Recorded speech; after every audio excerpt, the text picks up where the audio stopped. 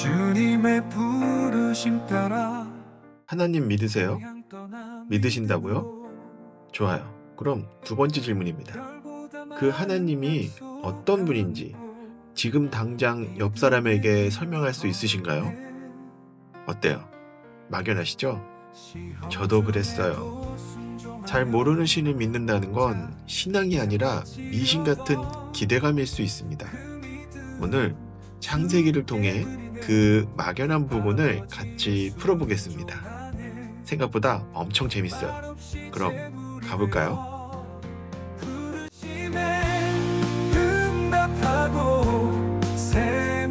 안녕하세요. 쉐마성경강좌의 김상태 목사입니다. 요즘도 학교에서 생물 시간에 진화론 배우잖아요. 지구상 최초의 생명은 약 38억 년 전 원시 바다에서 화학 반응으로 우연히 발생했다고. 이게 교과서에 그대로 나옵니다. 중요한 건 시험에도 나온다는 것입니다. 그러니 지구 연대기를 달달 외워야 하는 거고. 그런데 주일에 교회 가면 하나님이 말씀으로 창조하셨다.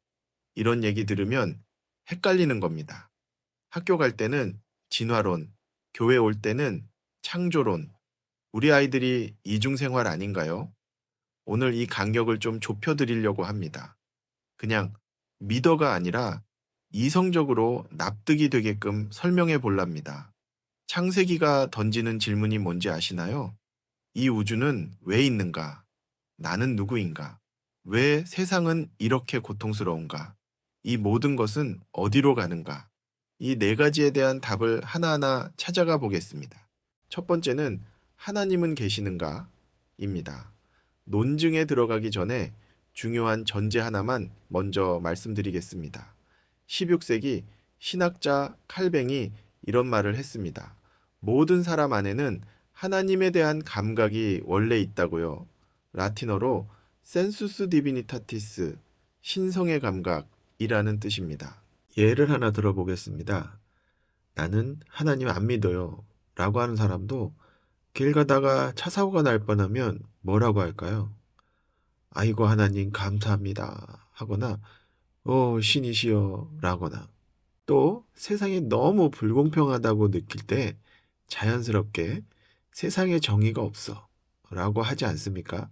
근데 정의가 있어야 한다는 기준은 어디서 왔을까요? 이미 우리 안에 하나님에 대한 감각이 있기 때문이라는 것입니다. 그런데 로마서 1장 18절을 보면 사람들이 이 진리를 억누르고 살아간다고 합니다. 그러니까 지금 드릴 논증들은 하나님을 처음부터 증명하는 게 아니에요. 여러분 안에 억눌린 그 진리를 깨우는 겁니다. 자, 그럼 여러분 안에 그 억눌렸던 네 가지 논증을 꺼내보도록 하겠습니다. 첫 번째는 존재론적 논증입니다. 여러분은 스스로 존재하게 되었나요? 아니죠. 부모님 덕분이고 거슬러 올라가면 최초의 원인이 있어야 합니다. 원인 없이 스스로 있는 존재, 그분이 하나님이에요. 또 현대 사회를 살아가는 사람들 중 나는 불완전해 라고 느끼는 사람이 많습니다. 불완전하다는 걸 안다는 건 완전한 기준이 어딘가에 있다는 뜻 아닌가요? 기준 없이는 비교 자체가 불가능하거든요. 그 완전한 기준이 하나님인 것입니다. 두 번째는 우주론적 논증입니다. 지구가 태양 주위를 도는 속도 아세요? 초속 30km예요. 지금 우리는 마하 100짜리 우주선을 타고 있는 겁니다. 근데 수십억 년 동안 오차 없이 돌아간다는 겁니다. 우연일 수 있을까요? 질서와 정보는 반드시 설계자를 필요로 한다는 것입니다. 다음, 세 번째 목적론적 논증입니다. 지구 대기 중 탄소 농도가 21%인 거 아세요? 그런데 19%면 불이 안 붙어요. 25%면 숲이 다 타버리고요. 21%일 때 우리가 살 수 있는 거예요. 이렇게 가장 적당한 산소 농도는 우연일까요? 목적을 가진 설계자가 있다라고 밖에 설명이 안 되는 겁니다. 마지막 네 번째입니다. 네 번째 도덕적 논증입니다. 동서고금의 모든 문명에 공통적으로 사람만 가진 양심이라는 게 있어요. 아프리카 오지에서도 아마존 밀림에서도 살인은 나쁘다.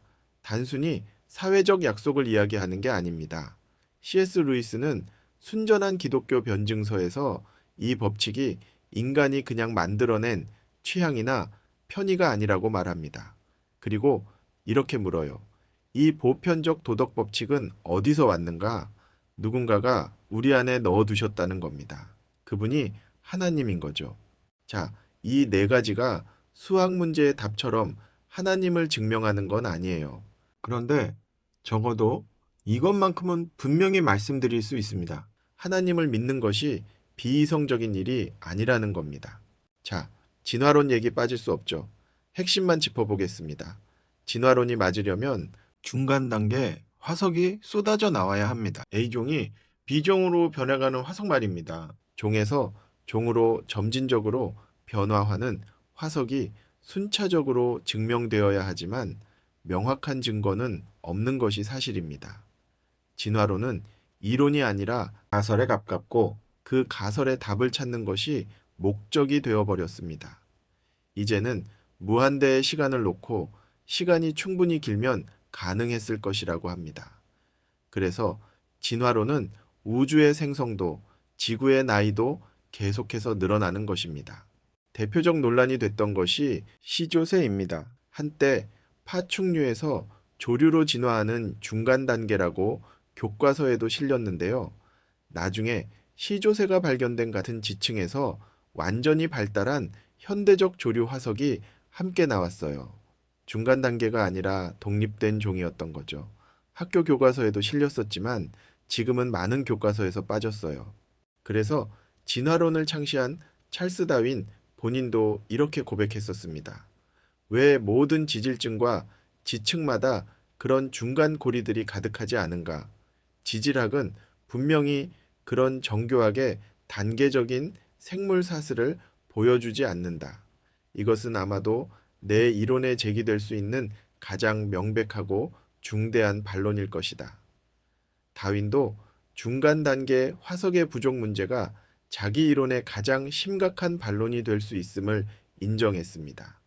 그는 그것을 화석 기록의 불완전성으로 설명하려 했지만 적어도 당시에는 자기 이론이 기대하는 만큼 풍부한 중간 형태의 화석이 발견되지 않았다는 사실을 인정한 것입니다. 진화론이 중간 화석이라고 제시하는 사례들을 찾아내고 있다고 말합니다. 그러나 그 화석들이 생명의 모든 변화 과정을 완벽하게 보여주는 것은 아니라는 겁니다. 화석은 언제나 부분적이고 해석을 필요로 합니다. 그러므로 관찰된 화석 자료와 그것을 통해 생명의 전체 역사를 설명하려는 세계관적 해석은 구분해서 봐야 합니다. 자, 그럼 성경은 뭐라고 하시는지 보겠습니다. 창세기 1장 24절에서 25절입니다. 하나님이 땅의 짐승을 그 종류대로 만드시니 라고 명확하게 그 종류대로 라고 말씀하십니다. 예를 들어 볼까요? 개를 보세요. 치와와랑 세이트버나드 크기가 엄청 다르죠? 근데 둘 다 개입니다. 수천 년 동안 인간이 선택적으로 교배해서 이렇게 다양해진 거예요. 근데 이 개가 고양이가 된 적이 있나요? 아니요. 없어요. 없어. 코로나 바이러스가 변이가 엄청 많이 일어났잖아요. 근데 코로나 바이러스가 독감 바이러스 된 적이 있나요? 없어요. 아무리 변이해도 종의 경계는 넘지 못해요. 이게 창세기의 종류대로와 정확히 일치하는 것입니다. DNA 얘기 하나만 더 할게요.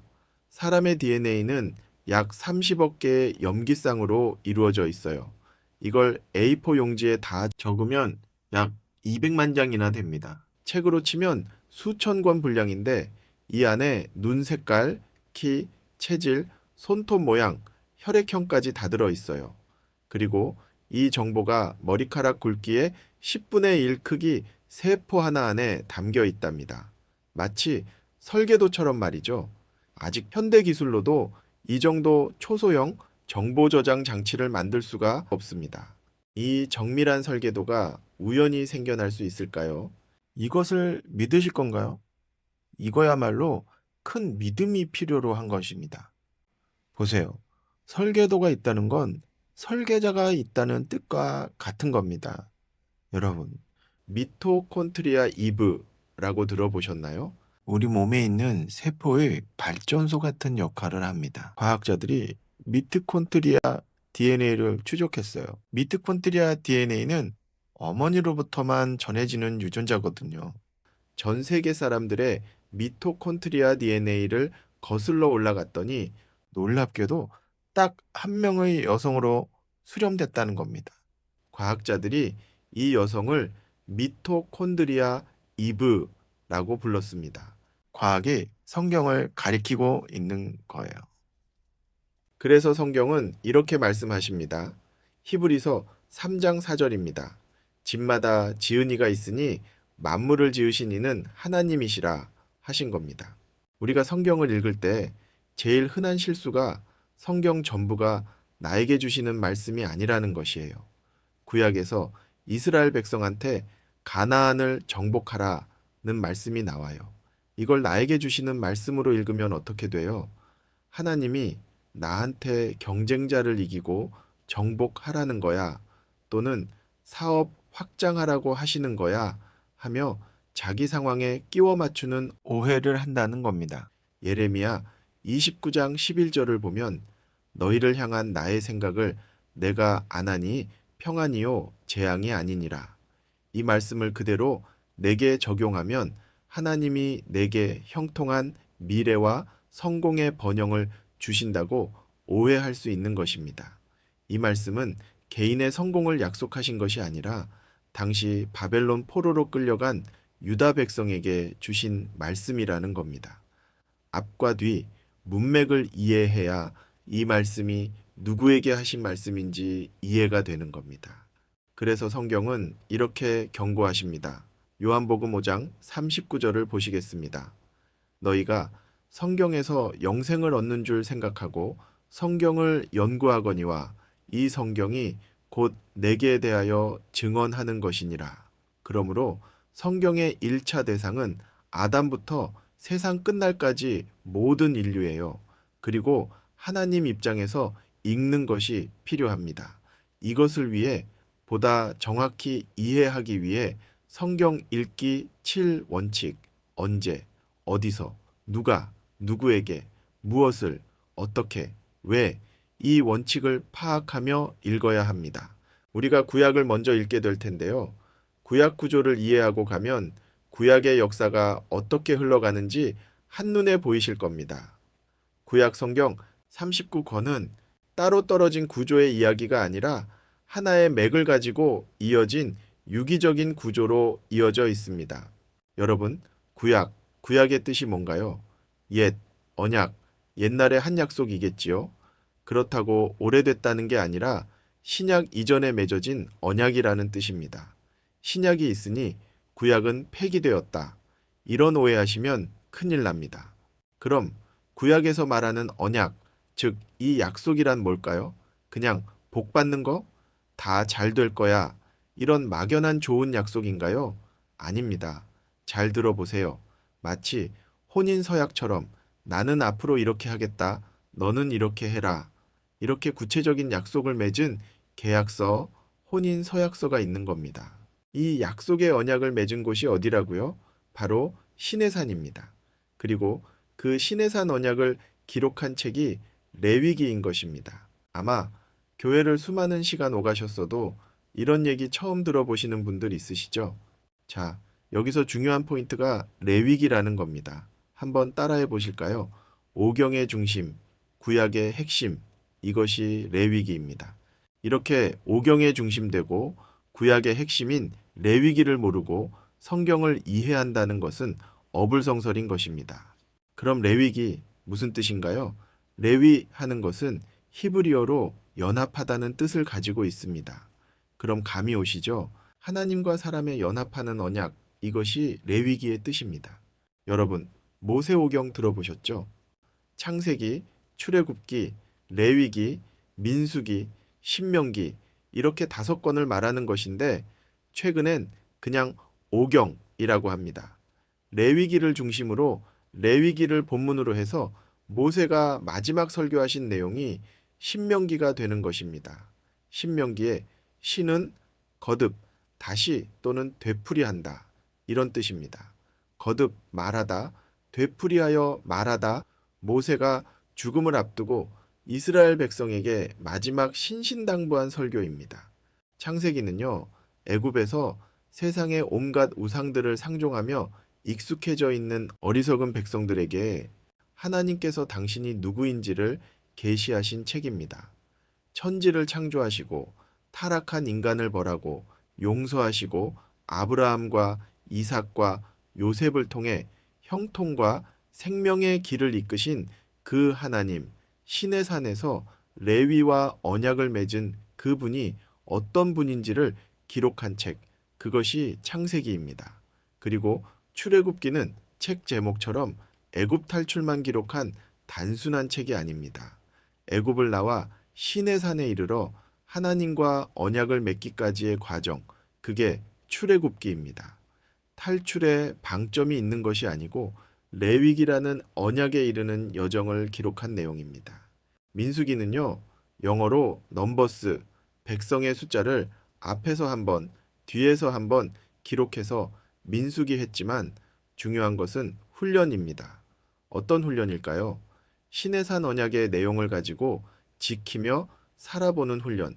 마치 신부가 혼인 서약을 하고 남편의 본가에 들어가 살기 전 서약의 내용을 먼저 연습하고 훈련해 보는 것과 같습니다. 훈련이 끝났을 때 백성의 숫자가 줄거든요. 그만큼 훈련이 힘들었다는 겁니다. 그래서 광야에서 훈련한 내용, 이렇게 기억해 두시면 됩니다. 자, 정리해 드릴게요. 창세기는 언약을 맺은 하나님은 누구신가? 출애굽기는 언약을 맺기까지의 과정, 레위기는 신의 산 언약, 오경의 중심, 구약의 핵심, 민수기는 언약대로 훈련받는 과정, 광야 훈련, 신명기는 레위기를 가지고 모세가 설교한 것, 이것이 오경의 유기적 상관관계입니다. 이렇게 이해하면 오경이 정확히 이해됩니다. 구약에 있어 레위기가 얼마나 중요한 것인지 아시겠죠?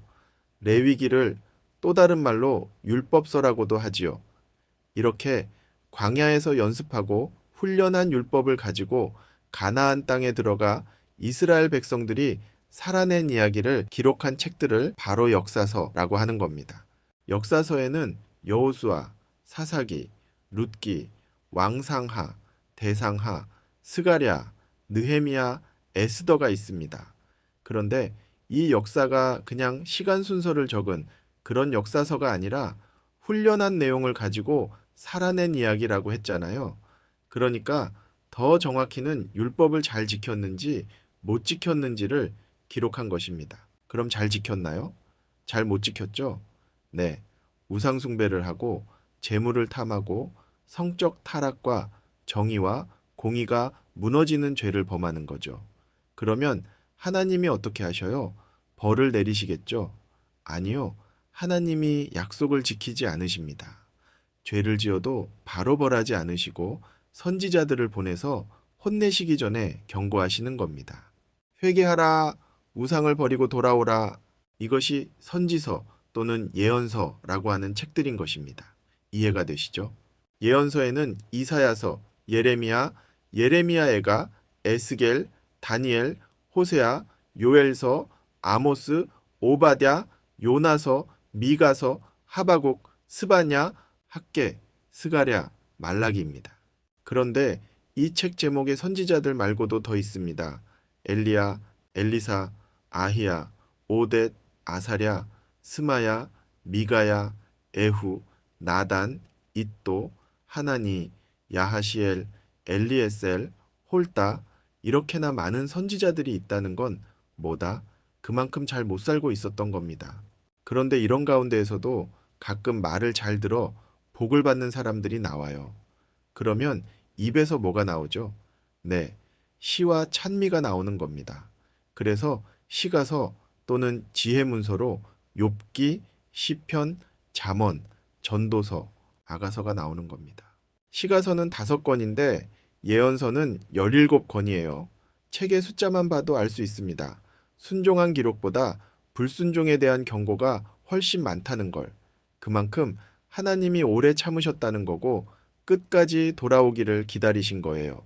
여러분, 하나님은요, 사랑이시며 참고 또 참으시고 노하기를 더디하셔서 손톱만큼이라도 반응하고 순종하면 입에서 시와 찬송이 나오도록 복에 복을 주시고 혹시 죄의 길에 들어서더라도 선지자들을 보내셔서 회개의 기회를 주시는 하나님의 사랑을 보여주는 것이 구약 이야기의 전체인 것입니다. 어때요? 이제 구약 전체가 어떤 구조로 흘러가는지 좀 감이 오시죠? 여러분, 우리가 우리나라 역사도 알기 바쁜데 남의 나라 역사를 알아야 하는 이유가 뭘까요? 하나님께서 언약을 맺은 이스라엘과 그 언약을 어떻게 이루어 가시는지를 확인할 수 있는 거예요. 그러니까 그 역사에서 일하시는 모습을 보면 누구나 알 수 있는 것입니다. 그러니까 이스라엘이라는 나라를 통해 하나님께서 온 인류에게 자신을 나타내기를 원하셨던 겁니다. 여러분, 자, 이제 성경 안으로 들어가 보겠습니다. 창세기, 여러분은 창세기를 어떤 책으로 이해하고 계십니까? 한번 생각해 보세요. 인류의 역사를 기록한 책은 많습니다. 철학책도 있고, 과학 교과서도 있고, 신화도 있죠. 그런데 그 어떤 책도 감히 이걸 말하지 못해요. 태초에 하나님이 천지를 창조하시니라. 이 한 문장으로 시작하는 책은 성경밖에 없습니다. 다른 책들은 이미 존재하는 세계를 설명하거나 있었을 법한 이야기를 만들어냅니다. 하지만 성경은 그 세계가 어디서 왔는지, 인간은 어디서 시작됐는지, 역사와 문화와 언어와 민족이 왜 이렇게 생겨났는지 그 모든 것의 기원을 말합니다. 우주의 기원, 생명의 기원, 인간의 기원, 죄의 기원, 죽음의 기원, 구원의 기원, 오직 창세기만이, 오직 성경만이 이걸 기록하고 있어요. 창세기가 얼마나 긴 이야기를 담고 있는지 아시나요? 창세기에서 요셉이 죽기까지의 이야기, 연대기로 따지면 무려 2300년입니다. 아담부터 노아, 아브라함, 이삭, 야곱, 요셉까지 2300년의 인류 이야기가 창세기 한 권에 담겨 있어요. 그리고 그 이후 출애굽부터 요한계시록까지가 2000년이에요. 즉 성경 전체는 4300년이 넘는 인류의 이야기를 담고 있는 거예요. 어떤 역사책도 어떤 고전도 이런 스케일을 가진 책은 없습니다. 그런데 더 놀라운 건 이 긴 이야기 전체가 창세기에서 시작된 하나의 주제로 꿰어져 있다는 겁니다. 여기서 정말 중요한 이야기를 하나 드려야 해요.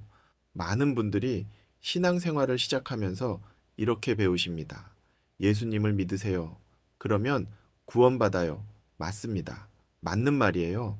그런데 한 가지가 빠져 있어요. 예수님을 통한 구원의 믿음 이전에 창세기에 하나님에 대한 믿음이 먼저입니다. 왜냐고요? 예수님은 갑자기 하늘에서 뚝 떨어지신 분이 아니에요. 천지를 창조하신 하나님이 타락한 인간을 구원하시기 위해 이 땅에 오신 분이 예수님이거든요. 창세기의 하나님, 이 세상을 만드신 분, 인간을 직접 빚으신 분, 타락 이후에도 포기하지 않으신 분, 그 하나님이 누구신지를 먼저 알아야 예수님이 왜 오셨는지가 비로소 보이기 시작해요. 뿌리 없이 열매만 이야기하면 금방 흔들립니다. 창세기는 우리 신앙의 뿌리예요. 오늘 우리가 함께 확인한 것은 딱 하나입니다. 하나님을 믿는 것은 비이성적인 일이 아니다. 존재론, 우주론, 목적론, 도덕론, 이 네 가지 논증은 하나님을 수학처럼 증명하지는 않습니다. 하지만 우리 안에 이미 있던 진리를 다시 깨워주는 겁니다. 이제 준비가 됐습니다. 다음 시간부터는 창세기 본문 안으로 들어갑니다. 하나님이 스스로를 어떻게 소개하시는지 그 첫 장면부터 함께 읽어 나가겠습니다. 오늘 강좌 수고 많으셨습니다. 약복강 건너 밤에 씨름하며 새 이름을 이스라엘로 바꾸셨네. 형들에게 버림받고 종 죄수되어 그러나 꿈을 잃지 않고 주만 바라보았네. 고난 끝에 총리 되어 형제들을 품었으며 하나님 뜻 이뤘네. 믿음으로 걷는 길 주님이 예비하신 길 아브라함의 믿음 따라 이삭처럼